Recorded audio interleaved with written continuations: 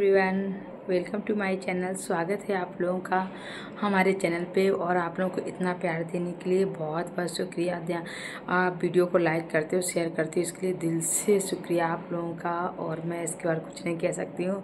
अभी मैं आप लोगों को गणेश जी के आज 7वां दिन है। आज मैं गणेश जी को झांकी दिखाऊंगी। बहुत सारे जगह ना तो 5 दिन में विसर्जन हो गए हैं, बट एक लोग का कमेंट आया था कि दी आप कितने दिन रखती हो, तो भाई हम पूरे 11 दिन तक रखते हैं। अनंत चतुर्दशी के दिन ही उनका विसर्जन करते हैं। जब से मैंने रखना स्टार्ट किया था ना, जब से मैंने ही उनको 11 दिन तक के रखा था।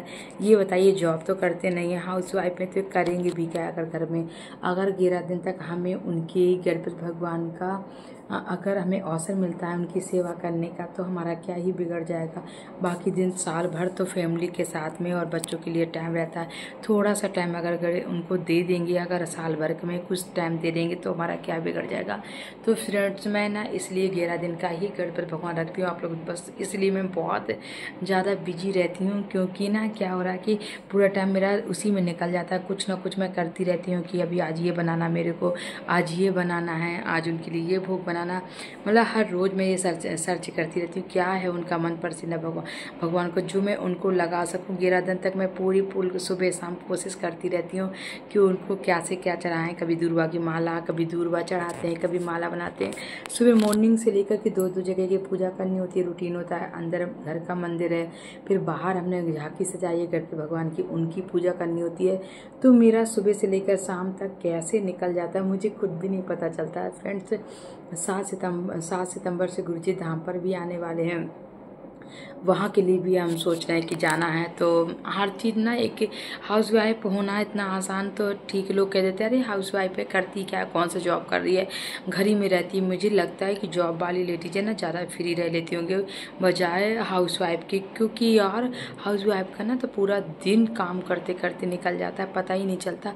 सुबह से लेकर सच में मेरा शाम कैसे हो जाती है मुझे कुछ पता नहीं चलता। बस 1 घंटे का मैं रेस्ट करती हूँ, कभी वापस आ जाके बैठ जाती हूँ। बहुत ज़्यादा मेरा दर्द होने लगता है पैर में, या ये कभी, अब तो मेरे साथ प्रॉब्लम क्या हो रही है, मैं बहुत ज़्यादा काम करती हूँ ना तो मेरे को गले में खांसी आने लगती है। तो बस मुझे थोड़ा सा रेस्ट की ज़रूरत होती है। तो थोड़ा सा ये होता है कि अब बस सब रेस्ट कर लें तो वही इतना रेस्ट हो जाता है, कुछ भी आप लोग सोच लीजिए। बस बाकी सुबह से लेकर शाम तक, बल्कि जो बाहर जॉब करती लेडीज है ना, वो ये होता है कि दोपहर में आया तो थोड़ा सा रेस्ट करना, ये और कोई कुछ कह भी नहीं सकता कि भाई जॉब कर रही है अभी थकी मांदी है, ये तो रेस्ट कर रही है। हाउस वाइफ के लिए क्या होता है, सबसे बड़ी बात तो कॉम्प्लीमेंट मिलता है कि तुम करती भी क्या हो, सारा दिन घर पर ही रहती हो। भाई हमारी जगह कोई आप लोग देखिए ना, जो ये कहता है कि तुम करती हो क्या हो ना, वो 5 दिन का सिर्फ रूटीन फॉलो कर ले, फिर उसे पता चल जाएगा कि एक हाउसवाइफ घर में रह के क्या करती है और बाहर आप लोग करते हो जो वो क्या काम है। बस इतना हो जाता है। तो बस चलिए, मैंने अपनी बात शेयर कर दी, क्योंकि ना बहन का कमेंट आ रहा था कि दीदी आप 11 दिन तक रखती हो, कैसे मैनेज कर लेती हो, क्या करती हो। तो वही एक दिन मैंने सोचा था कि मैं उसे मॉर्निंग से लेकर के पूरा रात के आरती तक का रूटीन दिखाऊंगी कि मैं कैसे मैनेज करती हूँ, क्या करती हूँ। बट बच्चों के एग्ज़ाम चलने लगे अभी इस टाइम पे हाफ ईयरली, तो बिल्कुल और टाइम नहीं मिल पा रहा, क्योंकि सुबह उन्हें थोड़ा सा ध्यान भी देना, जल्दी उठाया, पढ़ाने के बाद में स्कूल भेजा। स्कूल 10:30 पे घर में आ जाते हैं वो, तो घर के आने के बाद फिर उनको शाम 10:30 पे आ गए। सुबह तो जो है ना ब्रेकफास्ट करके जाना ही जाना, फिर 10:30 पे उन्हें कुछ खाने को देना, फिर दोपहर में लंच बनाना। इस तरह का पूरा रूटीन बना रहता है, तो बिल्कुल टाइम मिल ही नहीं पा रहा। नहीं तो मैंने सोचा था एक दिन मॉर्निंग से लेकर के पूरा रूटीन मैं अपना दिखाऊंगी कि क्या करती हूँ। गणपति भगवान रखी हूँ तो उसमें मैं क्या करती हूँ, कैसा मेरा सुबह से उठ करके और रात 8 बजे तक क्या रूटीन होता है। 8 o'clock भी मैं वीडियो शूट करती हूँ आप लोगों के लिए, जिनका भी कोई अगर कमेंट पड़ा होता है ना उस बारे में फिर वीडियो एक शूट कर देती हूँ, रिप्लाई भी कर देती हूँ, और उसी पे एक उठा करके वीडियो बनाना होता है। क्योंकि अगर आप 1 दिन नहीं डालोगे, 2 दिन नहीं डालोगे ना, 3-4 दिन अगर लगातार वीडियो नहीं डालोगे तो यूट्यूब को नहीं पता कि आप किस कारण से आप वीडियो नहीं डाल रहे हो, क्या कारण है आपके साथ में, कितना परेशान हो, ऐसा कुछ कोई सुनने वाला नहीं है। बट बस ये है कि आपका जो चैनल है वो डाउन हो जाता है, बस यही होता है। तो उसका भी ध्यान रखना होता है। इन सब के साथ भी लोग कहते हैं ना वीडियो बनाती है, भाई बहुत मेहनत है सच में। अब हमने उठा तो लिया था कदम कि चलो ठीक है, बट कभी कभी लगता ना यार कितना मेहनत है। मतलब इतना ज़्यादा मेहनत है, मैं आप लोगों को क्या ही बता सकती हूँ इस बारे में। बहुत ज़्यादा सच्ची में मेहनत है। वीडियो बनाना बिल्कुल आसान काम नहीं है। जो हम लोग इंटरटेनमेंट में डाल देते थे ना, कहीं भी घूमने जाते और डाल दिया, वो ज़्यादा ईजी लगता था। तो उस टाइम हम लोग को लगता था अरे यार, जब ऐसे रोज़ वीडियो अपलोड कर देते ना, तो चलो चैनल ही बना लेते। बस चैनल बनाने के बाद तो भाई रे भाई, एक तो क्या जिम्मेदारी बढ़ जाती है, डेली वीडियो आपको अपलोड करना है। इसके बाद आपको टेंशन अलग से है कि डाउन जा रहा है तो टेंशन है, व्यूज कम आ रहे हैं तो टेंशन है, सब्सक्राइबर कम हो रहे हैं तो टेंशन है। मतलब टेंशन ही टेंशन है। आप लोगों को क्या, जिनका चैनल सही चलता है वो ठीक है, इसके लिए भी आपको टाइम देना। तो भाई इतना बिजी लाइफ हो गई कि हम क्या ही बताएं इस बारे में। जब हम चैनल नहीं बनाए थे ना, तब ज़्यादा फ्री थे, और जब से हमने यूट्यूब चैनल बना लिया ना, तो सारे रिश्ते भी हमारे ख़राब हो गए, क्योंकि टाइम ही नहीं दे पाते बिल्कुल भी। जो फ्री टाइम होता है उसमें वीडियो बनाना होता है, फिर वीडियो एडिटिंग करना होता है, एडिटिंग करना अपलोड करना होता है। तो मतलब एक लाइफ ना सिमट के रह गई है, मतलब कुछ भी नहीं, बहुत ज़्यादा डिफ़िकल्ट लाइफ हो जाती है भाई चैनल बनाने के बाद। मुझे तो ऐसा लगता है, बाकी किसी को लगता हो या ना लगता हो, एक जॉब की तरह हो गया, फिर ड्यूटी की तरह। कोई भी आ गया अगर घर में, तो ही टेंशन है कि यार आज वीडियो अपलोड नहीं कर पाया, आज नहीं तो कल करना ही करना है किसी भी तरह से, अगले को पता भी नहीं चलने देना है। कितना प्रॉब्लम है, आप सोच सकते हैं। तो चलिए, हम कल की वीडियो में आप लोगों को ना बता नहीं पाए थे, बागेश्वर धाम से रिलेटेड कुछ जानकारी रह गई थी, तो हम नहीं कल बता पाए थे। तो हम आप लोगों को बताना चाहते हैं कि जो कुछ डेटों में भी चेंजिंग हुई है धाम के बारे में। क्या आ रहा है, क्योंकि जो मंगलवार है और शनिवार है, तो मंगलवार को तो आपको पता है कि पुराने पर्चे का दरबार ही लगेगा, और शनिवार को भी पुराने पर्चे का दरबार लगेगा। तो जिनकी पेशी मंगलवार को चढ़ती है वो भाई बहन मंगलवार को आएंगे, जिनकी पेशी शनिवार को चढ़ती है वो शनिवार को आएंगे, नकारात्मक ऊर्जा से रिलेटेड, क्योंकि उनको शनिवार को ही आना चाहिए। मंगलवार का कोई मतलब नहीं होता। जो आपको फेर का चक्कर है, नकारात्मक ऊर्जा है, कहते ना भूत प्रेत का चक्कर है, इस शुद्ध हिंदी में बताते ना। नकारात्मक ऊर्जा थोड़ा सा बोल देते हैं तो स्टैंडर्ड आ जाता है। शुद्ध हिंदी में कहते हैं ना कि हमें चक्कर वक्कर है, कोई फेर फार पड़ गया है हमारे, या हम कोई उतारा वगैरह नाग गए हैं, इन सब के लिए आपको शनिवार को ही आना चाहिए धाम पे। अगर आपका पर्चा बना है तो, और पर्चा नहीं बना तो आप लोगों को शनिवार को ही आना चाहिए। जो पहली बार भाई आ रहे हैं, बहन आ रही हैं शनिवार को, इससे रिलेटेड उनको आकर के काले कलर के कपड़ा में एक नारियल जरूर बांधना चाहिए। बट बांधने का ऐसा प्रोसेस नहीं कि आपने उठाया और नारियल बांध दिया। पहले आप लोगों को नारियल को लेकर के 21 परिक्रमा लगाना है, फिर बालाजी के सामने जाना है। प्रेतराज सरकार का भी पेड़ है, उसकी भी आप लोगों को दर्शन करना, और बालाजी के सामने जाकर के बोलना है, हे बालाजी, हमारे ऊपर जो नकारात्मक ऊर्जा आ गई है, कहीं से प्रेत बाधा आ गई है, कहीं से हमें नहीं पता क्या कह रहे होगा। तो आप लोग ना इस तरह कर सकते हैं कि मतलब आप लोग उस पर उतारा करके और वहाँ पर अपने नारियल को तब बांधना है, आपको ऐसे नहीं बांधना है। तो बस ऐसा सीधे सीधे, और बैठ करके वहाँ 5 बार हनुमान चालीसा पढ़ना है। आपका गुरु मंत्र का जो जप है उसको करना। अब आप कहोगे गुरु मंत्र तो हमें मिला नहीं है, कभी कोई बहुत सारे भक्त है ना गुरु दीक्षा नहीं लिए हैं, तो कोई बात नहीं, आप बागेश्वर बालाजी का नाम जप कब कर सकते हो, सीताराम कर सकते हो। गुरु जी ने एक मंत्र भी बोला था गुरु दीक्षा के, जब गुरु पूर्णिमा के दिन बोला था कि आप लोग अगर जो भाई बहन गुरु दीक्षा नहीं लिए वो इस मंत्र का प्रयोग कर सकते हैं, तो आप उस मंत्र का भी प्रयोग कर सकते हैं, और सन्यासी देवाय नामा का जाप कर सकते हैं बैठ करके। इसके बाद आपने जो अर्जी है, जो मनोकामना है आपकी, जो आपको बाधाएं हैं, उस बारे में आप बैठ करके वहाँ पे बोल सकते हैं। फिर आपको नारियल बांधना है। नारियल बांधने का ऐसा प्रोसेस नहीं, नारियल में काले कलर का कपड़ा होना चाहिए, 5 लौंग जरूरी होना चाहिए उसमें। इतना ही दुकान से जब आपको लेना तो इस चीज़ का ध्यान देना है कि उसके अंदर 5 लौंग हैं या नहीं, ये ज़रूर आप लोगों को देखना है, तब जा कर के उस नारियल को बांधना होता है। ऐसा नहीं कि आपने नारियल ख़रीदा और सीधे उतार करके बांध दिया, तो ऐसा प्रोसेस नहीं होता। कोई भी अर्जी का नारियल हो यही प्रोसेस होता है। आप अगर आपकी शादी नहीं हो रही है, शादी ब्याह में घर में किसी का भी शादी नहीं हो रही है, तो शादी में लेट हो रहा है, तो आपको पीले कलर के कपड़ा बांधना है। बट उसमें भी 21 परिक्रमा हाथ में उस नारियल को लिए रहना है। 21 परिक्रमा लगाने के बाद बाद में बालाजी की आरती अटेंड करने के बाद में बालाजी के सामने जाना है।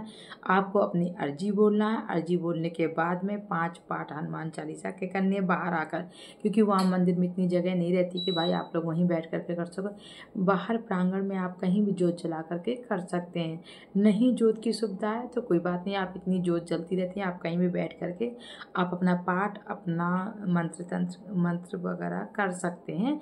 और फिर बांट के आपको नारियल बांध देना। बाहर गदा है, गदा जी के दर्शन है। बाहर हनुमान जी का जो गदा रखा हुआ है, स्थापना कर दिया गया है, वहाँ पर भी बैठ कर मंत्र जप तप कर सकते हैं और वहाँ पर भी नारियल बांध सकते हैं। वहाँ पर भी अपनी अर्जी बोल सकते हैं। एक चमीटा वाले बाबा ना है, वहाँ पर 3-4 किलोमीटर के मंदिर है, वहाँ पर भी जा सकते हो। वहाँ पर जाने से भी बहुत जल्दी वहाँ पे आराम मिल जाता है।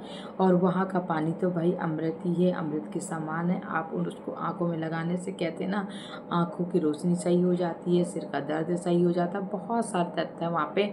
वो एक ना पानी ना पहाड़ों के झरनों से गिरता है, इतना शुद्ध है कि अमृत है वहाँ का पानी। तो कभी अगर धाम पे जाइएगा, अगर टाइम हो तो ज़रूर जाइएगा। और मैंने शायद वीडियो भी डाला था, बहुत पहले डाला था, अब तो नहीं डाला है, 1 साल पहले डाला था। तो आप लोग जा कर के देख लीजिए उसका वीडियो भी। और अभी मैं भी जाऊँगी एक बार लेटेस्ट में। तो अभी बहन भाइयों को कमेंट आई, दीदी आप जाती रहती हो तो आप प्लीज़ उधर जा कर के एक वीडियो शूट कर देना। तो मैं अभी तो नहीं जाऊँ, क्योंकि सुनने में आ रहा है कि 7 सितंबर से नवरात्रि स्टार्ट है। तो मैं पाठ करती हूँ, दुर्गा सप्तशती का कलश रखती हूँ, तो इस वजह से नहीं जा पाऊँगी अभी बीच में।